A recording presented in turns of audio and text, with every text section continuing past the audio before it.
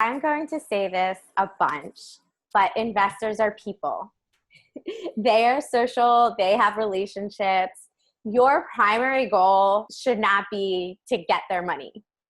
Your primary goal is to build a relationship with them so that in the event that you need money and they have money to give you, they might consider giving it to you.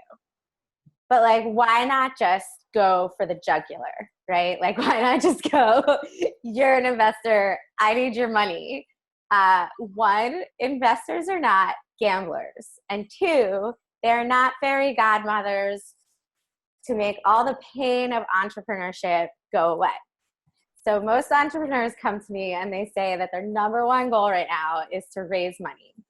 And the reality is that once I get them to tell me all about their journey, all about their story, everything they've done, everything they are doing, they only have this goal of raising money to overcome some hurdle that's in their blind spot that they could get over without going through the process of fundraising.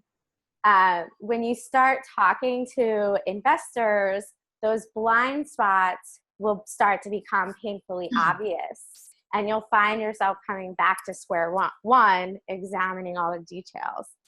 So if you went for the jugular with investors right away, not knowing what your blind spots are, you might have like lost those relationships altogether. I think this also applies to like right now, if I'm trying to give it the time and build these relationships, but I keep hearing that you need to eventually pitch to like 30 people. So how do I know that I'm building the right relationships or starting to build these relationships with the right investors? But I think as long as I'm building relationships with people who have the right relationships, it'll all work out because of what you just said.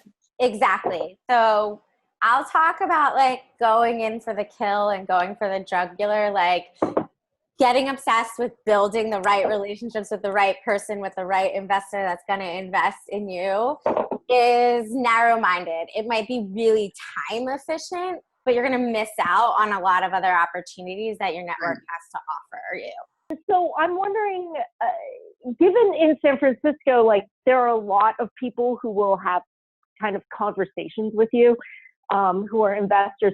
How do you go about thinking about which people to start talking to about this sort of thing and how to keep investors informed? Like, how do you keep them interested in your journey until it comes to this time so when you have to actually pitch?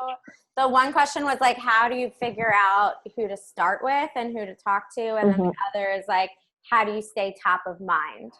So there's two strategies. I said, you can go in for the kill. So you can make a list of the exact investors you want to know, right? And this is something like you might want to do anyway. You know, there's a mixed strategy here, but if you make a list of the exact investors you want to know, and then you go straight to the people that are connected to that investor, there's a pro. It's very time efficient, but there's a con. You're limited to very specific investors, the ones that you can specifically identify. And not all investors are discoverable. So even when we think it's like cool and really admirable when someone has investor on their LinkedIn profile, a lot of investors don't actually have that on their profile. Okay? So I'll tell you this number also. Angel investors. These are private, individually wealthy investors with a lot of financial assets to put into other entrepreneurs.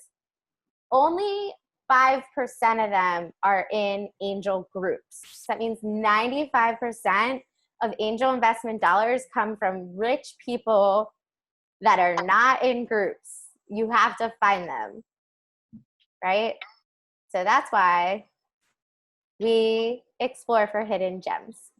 We connect with interesting and helpful people. We ask them who they know. And the pro is we find hidden investors. Like I said, most are. It's a more gracious approach to our network. It's not so brute force. It's not so go for the jugular. We might catch other opportunities that can help us.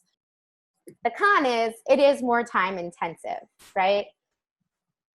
It does take more time, which is why you want to be prudent about who you talk to.